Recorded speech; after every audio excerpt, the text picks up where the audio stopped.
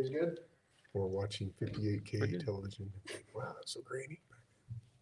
All right, we are live in 5, 4, 3. Hi, welcome to Stratezine. With social media rapidly evolving, AI is playing a role in shaping how we interact online. Meta continues to push its AI tools, and it's clear that it hasn't been going smoothly. Meta is under fire recently when it shared those posts on Threads with the caption, POV, you miss the Northern Lights IRL, so you made your own with Meta AI. The post shows AI-generated photos of the Northern Lights over landmarks such as the Golden Gate Bridge and Las Vegas. Meta's consumers were quick to share how they felt regarding the AI-generated content, deeming it as utterly pointless, awful, and even just gross. Even NASA's software engineer, Kevin M. Gill, remarked that fake images like Meta's make our cultural intelligence worse. This outlash is mainly due to Meta missing the point of the human experience, being able to see and capture a photo of the Northern Lights. They seem to suggest that you could use AI-generated content to simply fake witnessing a real event, thus promoting misinformation and fakery. Meta was also under fire earlier this year for a similar reason. During the Olympics, Meta tried promoting their generated AI photos again with these posts.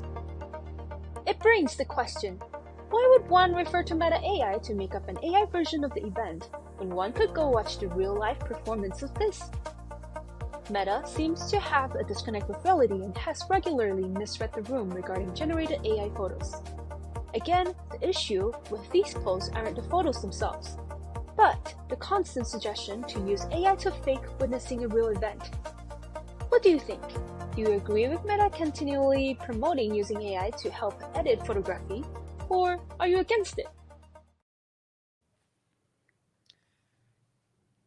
I find that super interesting. I love how, you can use AI for so many different interesting things, but then you can also use it to like fake, I was there, it's like the anti-FOMO kind of thing. Yeah, do you guys have any thoughts about that news recap?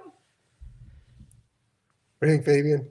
I think it's awesome. I mean, it's interesting to see how advanced AI has become, and it's not quite fooling people, but we're getting really close. Yeah, my background's in journalism, so something that didn't really happen is a little bit fishy, right? So you could be worried about that. So I think one of the things it can do is put a lot of doubt in consumers' minds what's real and what's not. So you have to be careful about that. I think a lot of what they're doing right now is promoting their AI, and that's why they're doing it. So it gets more people to buy off on it.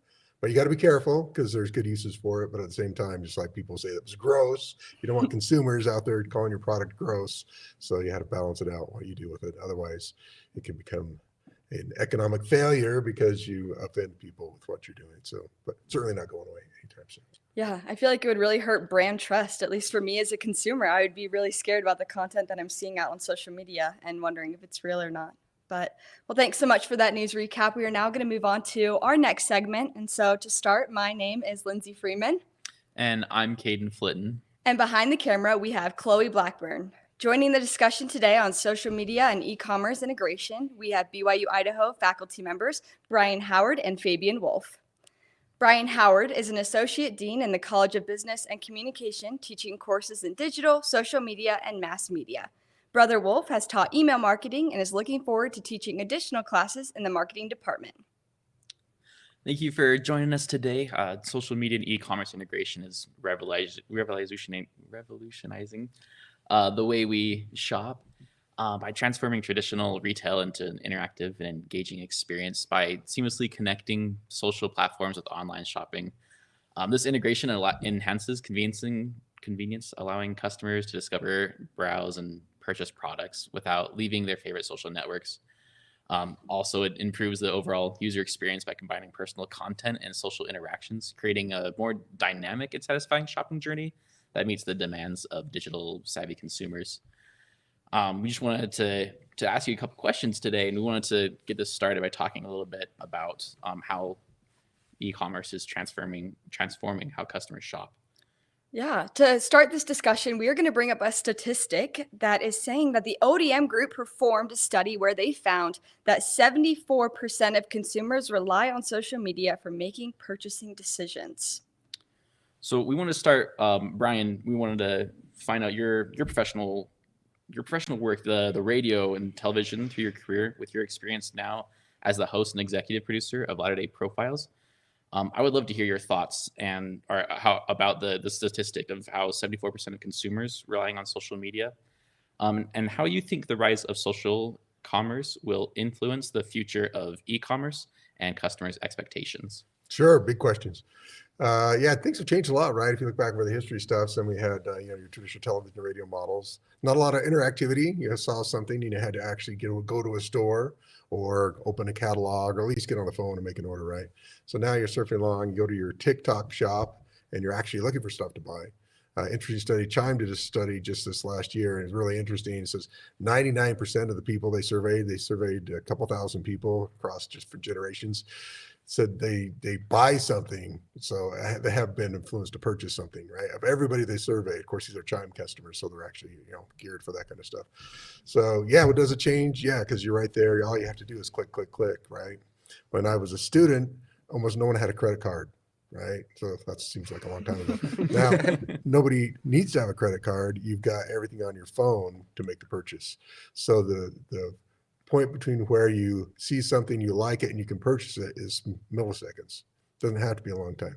And then there's some studies about that and going, well, are you happy with the decisions you made to make the purchase? Some of the ethical dilemmas you run into, because you get people to buy, was that a good thing? Then you got returns, so you got all kinds of things. But the bottom line is it's completely changed how we buy things. And so, yeah, people are going to be influenced because it's so targeted. Fabian could talk to that. He does a lot of stuff with email marketing, knows how to target consumers. So consumers are really getting targeted very specifically. Right back in the day, you put out a TV show, it's got to be to a pretty broad audience, not with, email marketing, social media, very different today. Yeah. I think it's interesting because you go from a broadcast approach where you try to just hit as many people as you can, and it is extremely effective, right? Because you get millions of eyeballs on something, and then you're going into the social e-commerce, and everyone's platform looks different depending on who you follow, depending on who you interact with, and it's so interesting to see how just unique it becomes, but also how targeted it becomes because of that, right? A TV ad is the same to everyone, but the same to millions of people. Maybe your social media post, or if you're a business, the post that you're putting out there might only reach a couple of thousand or tens of thousands of people, not necessarily millions. Yeah. And one of the things to be concerned about, well, there's a concern. One about, there was a study about 40-something% of the people surveyed liked the personalization. It's what I like, it's towards me, but 40-something% were worried about it because it's targeted. And you've had that experience where you search for something and everywhere you go on the internet, it follows you. You looked for whatever, say it was some cosmetic thing that you wanted. And suddenly now everywhere you go, it follows you. Buy me here, buy me there. Yeah. And sometimes that can really annoy you. And I think that's one thing marketers have to be aware of. There can be overkill where you get so annoyed that you don't purchase the product, but on the other hand, it follows you around because it knows you're interested. So it's one of those delicate balances. How do you manage that in your situation? It's interesting because in an email marketing class, and even in my professional experience, there is a part that's called over segmentation or over personalization, right? Where you can go way too far and you can become way too annoying. And we really see that because so many businesses are trying to expand. They're trying to expand into kind of the Web 2, the social media platforms. And they just want to, again, reach people like they did with broadcast, but now do it in a more personal way. And I think sometimes they're definitely doing a little too much. Just because they don't know where else to go, and they don't know, how else they can find those customers and those people wherever they are. Because you have social media platforms, you have your TV and your radio, and you really want to try to capture as many as you can, but not the same message is for everyone. I'm interested. What about you? Do you make purchases based on what you see online as the demographic that is the college student age?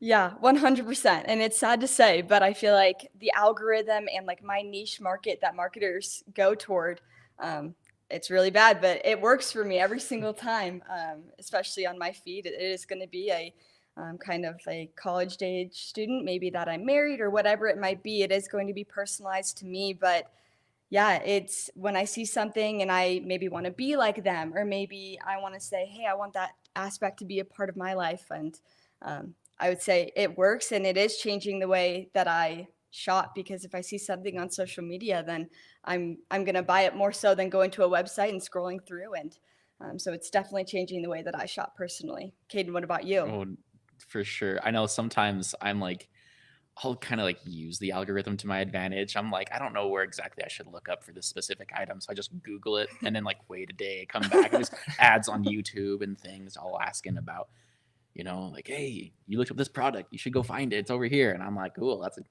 it's very helpful. Let the algorithm do my research for me sometimes. Yeah. Yeah, that was one thing that makes me curious. Again, back in the day when I started teaching college here, nobody had a credit card. It just didn't happen because they didn't give them to college students. Then suddenly you're inundated. You buy a book and it's filled with promos for getting your own credit card, right? Because you were a prime target audience, and now you have every financial service. So you probably purchase something like click, right? Because you can. Yeah, it's easy. And then one of the downsides as a consumer is we're not handing out cash, so we can easily perhaps overspend. And that's on a consumer side, that's a little bit of worry, consumer debt and how much. Again, I read this other study I want to share with you. It just stunned me. So this was Chime. Again, they're a financial service, right? So these are their customers. So they're already buying stuff online. So from 23 to 24, September 23 to August 24, their TikTok shop spending went up 320% in monthly spending over that year, and 220% in transaction volume. Per user spending surged 87% from September 23 to 24. I don't know what went on. Maybe it's because obviously the TikTok shop has exponentially risen. A lot of people like that. And the target for TikTok shop is primarily, it's Gen Z and below that, right? That's who's on TikTok. That's who's purchasing those items. So you do have a problem, but there's also a good number of people who purchase something who have buyer's remorse. They bought it, and then what do you do with that? I don't know about you, but I've had buyer's remorse. Absolutely. Especially if I bought it on Temu. They never know what you're going to get. There's even like reaction videos of people just spending lots of money on these random little shops and then seeing if they're good or not. Yeah. Even going back to the news recap that we saw, I mean, you really can't trust something like a Temu or maybe even a TikTok shop of what it is that they're posting. And if it is AI generated, or maybe you think it's going to live up to more expectations than what it actually does. So buyer's remorse is definitely, I'm sure, a big issue when people are spending as much as they are. Yeah. I think you also have these platforms. I mean, you have to realize there's businesses behind, right? You have your Facebook, and you have a big public company behind. You have your TikTok, and there are businesses behind, and they're trying to not just expand their reach for customers, but also trying to find additional ways to to generate revenue. And so going back to the TikTok shop, that's something, we've definitely seen recently, where all of the sudden you feel like those kind of advertising videos or natural, influencer videos are definitely heavily being pushed, because TikTok knows, whenever there's a sale, we get our share. And I think it's really interesting to see that how, social media it's not neutral. If you're helping the business grow, they definitely want you to be seen more. Yeah. I'm curious, Fabian, you'd have an answer to this. So as you're trying to market to customers, you're also trying to build loyalty and trust, right? How easily is that broken? What kind of things you do to try and ensure, as a business putting it out there, that you're not making customers feel like you're trying to rip them off? Or Yeah. Well, I think, especially when it comes to trust can be broken really, really fast. And sometimes it's even just done on accident. And even at the very beginning, right, what we've seen is you can break trust just by embracing a technology that everyone talks about. And you would think, well, it's AI, it's awesome, right? It's the best topic we can talk about. But all of a sudden you get people that are a little disappointed in how you react. And sometimes it's really difficult to figure out, what the consumer really wants. And you definitely have to be extra careful, especially as a big advertiser, or as a platform like these social media platforms, to make sure you don't disappoint people, because they will leave your platform and there's more than plenty of alternatives to go somewhere else. I was thinking of reviews as well. So leave your platform and leave you a nasty message on the way out the door.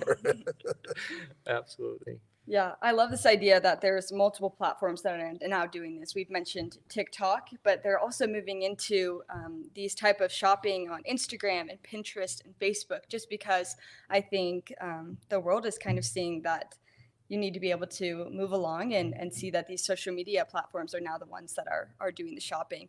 Caden, did you have another statistics for Yeah, us? actually, that led perfectly into what I was going to point out. There's a statistic on the research from Pew Research where they found that 84% of people surveyed said that they use at least one familiar social media platform when making a connected purchase. It's their goal is to get familiar with what's going on and then use that through or find out more about that through social media. We kind of wanted to go talk a little bit more about this e-commerce route and just like enhancing the convenience of it, because we were talking a little bit about convenience there. Yeah. And so, Fabian, we've talked about this, but you are our email marketing faculty here at BYU Idaho. And so you work at Incline Marketing and you have been for over 4 years. And so as you are managing the email marketing department, and then you've become now just a client success manager, helping over 35 clients with services such as email marketing, SEO, pay-per-click, and local service ads. We have this statistic that says that 47% of consumers say that they shop social media because of the convenience and the browsing, purchasing directly off the platform without having to switch the app. And so with this statistic and your background at Incline Marketing, can you talk a little bit about how personalized advertising on social media can impact customer making decision, but also can make it to where they won't want to as well? Yeah, I mean, we've seen how, everyone has their credit card connected to Amazon now. And we've seen that big shift from, your brick and mortar businesses to e-commerce. And you have your Amazons and your big businesses where everyone goes to for the product itself, but you don't really have the social proof. You don't really have, even though you have reviews and sometimes they can be useful, we all know that a lot of advertisers, a lot of businesses try to get as many reviews as they can because they know there's social proof coming with it.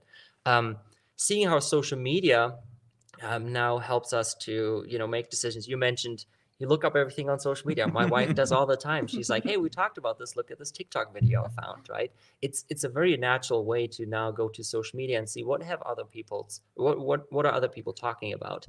What are their opinions or their thoughts on it? And I think it creates your personal experience on social media. The same with email. We can have one email going out to tens or hundreds of thousands of people, but every single person can have a little more adjusted or tweaked email depending on what their personal preferences are or what information we have about them. Social media, I think, is a very unique platform when it comes to advertising. Because it allows us to really target people's behavior. You go with a more traditional route like a Google ad. If someone searches for something, you can show up. Well, on social media, they don't have to search. You can simply just show up for them based on who you want to reach. And I think this personalized advertising and us even allowing to find the right people is something extremely unique that we haven't had a couple of decades ago. Right? We were just trying to go for as many as we can, so hopefully we can reach the right person. Well, today we can narrow things down and target things down so much. We can get to a point where we're over targeting, and I think it's become really interesting to see how the landscape of advertising really has evolved and allows us to find the exact people that we want to. And sometimes we don't even know who we're looking for, right? We're almost getting to the point where I don't even know who my customer is. Well, back in the days, people would love to tell you who their customer are and if you could give them the answer. So I think it's awesome. I think it's a really unique situation, but also a situation that just creates new problems. Yeah. There's always pros and cons, right? Yeah. So one of the big things, right? It's not up and coming. It's come up in influencer marketing, right? It's a big deal. There's a backside to influencer marketing because a lot of it seems organic, right? I follow Fabian because he has the best cooking things I've ever seen, and then someone approaches him and said, hey, Fabian, you got this very great audience. We want to pay you X amount of dollars if you use our product while you're chopping up your onions, right? And so Fabian's getting paid for that. And he's recommending it, but then we get into that kind of ethical area. Is it really what he would use? But people love him, so they say, hey, Fabian loves it, I'm going to go buy it. So definitely a big deal, right? Because people want to buy things based on just like your friend. You tell me it's good, and we develop those parasocial relationships. You're like my friend because every day you're chatting with me on my Instagram or whatever it happens to be. And so I think that's a big rise. And maybe you probably talk more to that. You probably do some connections with some influencers. I know my daughter worked for a company, band, that actually was a big company. That's all they do. And after seeing the insights, it was both interesting and a little bit scary at the same time. What do you think? Yeah, I mean, it's called influencer marketing for a reason, right? Because those people have influence and they've built over years, in most cases, a brand, a personal brand that allows people to actually trust them. I think just in a very general view, there's a lot of trust that already comes from actually seeing a product, seeing how it's being used, rather than just pictures or your Temu purchase. The pictures all look great, but are the products even the product that you're getting at the end? That's a question, right? So I think just seeing products in a real video and how it's being used, how it works, how it performs, is it maybe as durable as they promise? So all those kinds of things are already extremely useful. If you combine that with someone that is already trusted or has built a brand to be trusted, it becomes extremely strong. Because in most cases, those people are already in the market. They're already looking for something like it. They just need to know, what purchase am I making, because I'm looking at maybe 4 or 5 different options. I think we're really getting to a point where it's not just about, is that person going to make the purchase or not? It's about, there's 25 options. Which option are they going to choose? And that's, I think, where influencer marketing has become extremely powerful, because you can, as long as you're not screwing it up and, advertising products that you might actually not like, or maybe they don't even fit your personal brand, you can build a lot of trust, and you can increase in that trust, because you'll have people that are saying, thank you for telling me about this product. I would have gone with the other option. And so there's a lot of power in it. And I think it's a really good way to market and advertise, and it's a very natural way as well. Yeah. As long as you keep it that way. Yeah, I agree. I think there's that delicate balance again, where you probably, if you've got a lot of the right followers, not necessarily the most, but the right ones, then you'll get approached a lot. And then you have to make some decisions. There can be a lot of pressure. There's a lot of money to be made. So do I go ahead and use this product because they're going to offer me a lot of money, and they actually have a script for me of this is what I'm going to say about the product? How real is that? That's almost kind of like the AI thing. It's like, okay, how real is that individual? Because, you might, if you have similar influencers that you follow, you might hear the same script from 3 or 4. It's kind of like hearing the same commercial, right? And so it's a delicate balance, but it's good if you have influencers that really don't mess it up by doing something stupid. Then it's like having your best buddy next door recommend products to you. So I think it's pretty effective. You feel like you know them when you're watching them. Yeah. So is there a difference between having your influencer be more scripted or more natural? And how do you have the influencers balance that kind of thing? I'll take that one. So I think I have to say TikTok, to be honest, the TikTok shop and everything around that, I feel like has created a lot of very natural content. I think some of the influencer marketing side that we've seen prior to that maybe was a little more scripted. Maybe it was a little more, hey, this is who I am. You guys know me. Look at this. I think now you're kind of sneaking in the products a little more, which I think, again, creates really good opportunities, because you're engaging in the video or maybe in the content, not necessarily just in the product. But I think on the other side, it also makes it more difficult, because, a lot of people go on social media platforms to be entertained and not necessarily to be sold to. So yeah, it can also, very quickly become too much, or maybe people get exhausted, because if your face, all you do is advertise products, and the products have nothing to do with what you actually do, then very quickly you become unliked and unwanted, because you want to be entertained by someone and not just marketed to or sold to. Yeah, that totally makes sense. And thinking about, some of these folks, I think there's a lot of crossover, kind of the old school advertising. So they want to control the message. And I think that's part of the problem. If you want to be a advertiser that controls a message and I tell you what to say, it's not authentic. Yeah. Right. So you have to let it go, which is hard as an advertiser. You don't want to let it go and see what happens, because that's dangerous, right? It's like, man, maybe they'll say the wrong thing and suddenly everybody will hate my product. But you're probably better off trying it that way than the scripted stoic method, right? That goes with it. And I think you can see some really good ways, right? I mean, you're going back to the Super Bowl or something like that. Those ads are entertaining. They're awesome. And they are attracting a lot of customers. that are actually interested in the product, because I think that's advertising done right in a broadcast way. Looking at these social media platforms, I think advertising that way might not be the most successful, because you want it really personalized. You want it natural. You want it to come from, the random guy that you watch lives or something from, maybe a person that or maybe a person that you watch all their YouTube videos about or something like that, right?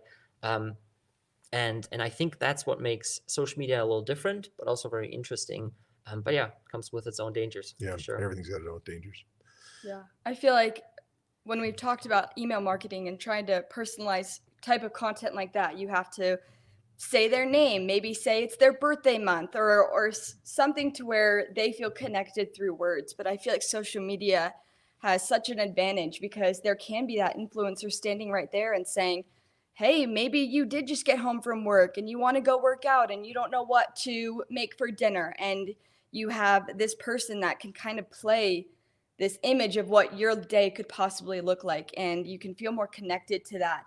And I feel like as long as an influencer can do that correctly, that their marketing skills, just to be able to kind of put yourself in their position, will help them to sell a product, maybe more so than just words on a screen. Yeah, I know there's been quite a few times, being a consumer myself, and there's been a few times where I've gone to watch somebody's basic video on something, and then they have this funny product review, and I'm like, you know what? I like that. I want that now. And I have, chicken shredders that are like $2 off of Temu because of these kinds of things. But yeah, if you don't have anything else, I was gonna move on to another statistic for you guys. Go ahead. And then kind of transition it off. We're kind of getting on close up on time there. But this another statistic I wanted to point out comes from Instagram. It's from findings that show that 80% of users say influencers have inspired them to make a purchase, and 70% of frequent shoppers look to the platform to find new products. And I just wanted to wrap things up real fast on all this conversation we've been having. It's really great discussion. Just to wrap it up, the integration of social media and e-commerce, it's reshaping the retail landscape for sure. Offering a transformative, shopping experience, and meets the evolving needs of customers. By enhancing convenience and improving user experience, this synergy not only facilitates seamless transactions, but also fosters a deeper connection that embraces the integration. Will not only stay competitive, but also create engaging, personalized experiences that resonate with customers, ultimately driving growth and loyalty in the digital marketplace. Yeah, and thank you guys so much again, Brian and Fabian, for coming and joining Caden and I today and talking about social media and e-commerce and sharing your knowledge with us. And we want to say a huge thank you to our listeners, and join us again next week on Stratezine, and enjoy this next news recap. A bipartisan coalition of 14 attorneys general throughout the United States are filing lawsuits against TikTok, claiming that the app is harmful, especially for users under the age of 16. The AGs are calling the app addictive due to an endless supply of content recommendations, dangerous due to viral TikTok challenges and other features that encourage participants to engage in risky behaviors, and exploitative, with DC's lawsuit claiming that through TikTok's live and coin features, the app is allowed to act like a virtual strip club with no age restrictions. Each state is filing its own lawsuit, with New York and California attorneys general taking the lead.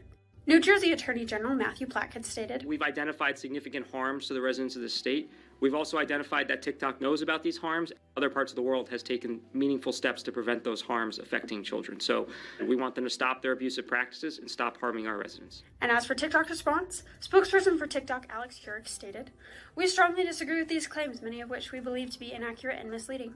We're proud of and remain deeply committed to the work we've done to protect teens, and we will continue to update and improve our product.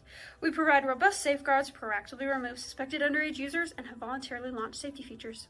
Do you feel that this is a real problem? What do you think about TikTok targeting its youngest users?